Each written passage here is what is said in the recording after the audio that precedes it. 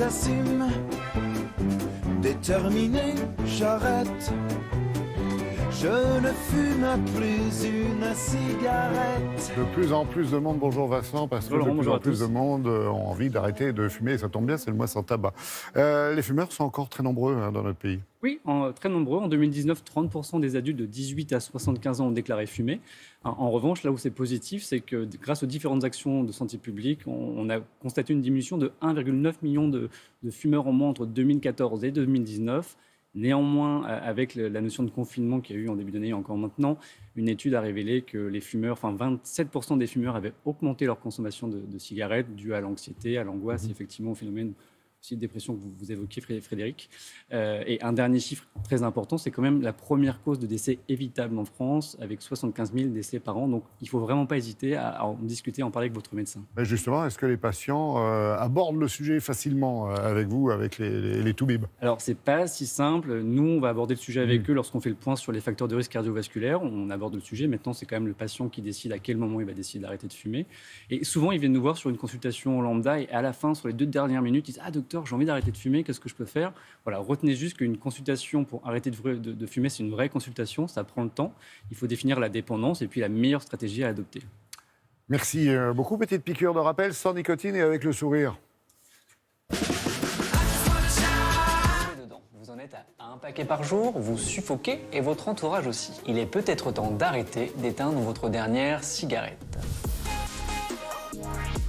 Arrêter, c'est prendre soin de vous. Et sachez-le, votre corps a de grandes capacités de récupération. 20 minutes après la dernière cigarette, la pression sanguine et le rythme cardiaque s'améliorent. Le corps élimine la nicotine au bout de 24 heures et au bout de 2 jours, vous commencez à retrouver le goût et l'odorat. Respirer devient plus facile. Au bout de 3 mois, la toux et la fatigue diminuent. Votre peau est plus belle et votre haleine est plus fraîche.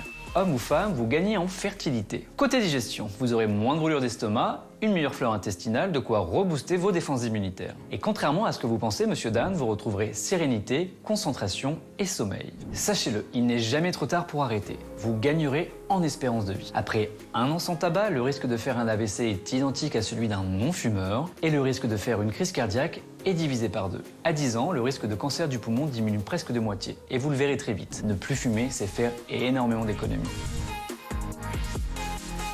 Monsieur Dan, vous avez décidé d'arrêter de fumer, de ne plus être dépendant ? Bravo!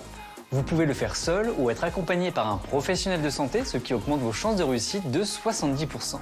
Une fois la dernière cigarette éteinte, vous voilà sur le ring. Vous pouvez opter pour un traitement de substitution nicotinique adapté. Sur prescription médicale, ils sont en partie remboursés. Vous pouvez vous faire aider psychologiquement et voici quelques tuyaux pour réussir. Débarrassez-vous de vos briquets, de vos cendriers et surtout de vos cigarettes. Prévenez vos proches, ils feront d'excellents coachs. Démarrez une activité plaisir, mangez équilibré et mollo sur l'alcool. Au travail, pour oublier les pauses clopes, faites des pauses fruits avec vos collègues. Alors, en attendant de mettre KO la clope, prenez soin de vous. Mais c'est important de rappeler tout ça parce que beaucoup de gens sont chez eux aujourd'hui du fait du télétravail. Et c'est vrai qu'on l'a dit encore ces derniers jours, ça facilite les addictions, hein. Ça facilite, effectivement, on peut peut-être avoir plus, c'est ce qu'a révélé l'enquête, de se dire que finalement, chez les fumeurs, 27% sont mis à un peu plus fumer avec le confinement, le fait de rester à la maison. Mais voilà, on peut néanmoins arrêter de fumer, même en période de confinement. Alors, seul, on peut le faire, mais accompagné, c'est quand même mieux, non ? Oui, c'est le site Tabac Info Service qui révèle que 70%, il y a 70% de réussite en plus si on est accompagné par un professionnel de santé, aussi bien par votre médecin, un tabacologue, un psychologue. On l'a vu, il existe différents moyens pour arrêter de fumer, dont les substituts nicotiniques qui peuvent être prescrits par différentes professions, donc les médecins ou encore les sages-femmes. Même les kinés, il paraît. Oui, même les kinés. Donc voilà, ça, on n'y pense pas toujours non plus.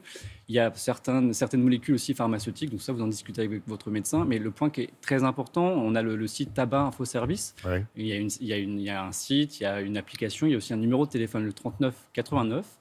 Lorsque vous appelez ce numéro, vous pouvez être mis en relation avec un tabacologue. Il y a une notion de coach, on peut vous suivre pour vous aider au maximum à arrêter de fumer. Et puis il y a un peu ces événements collectifs on est en plein dedans en ce moment. On est au mois de novembre, c'est le mois sans tabac. Donc voilà, plein d'occasions, plein de possibilités pour essayer au mieux d'arrêter de fumer.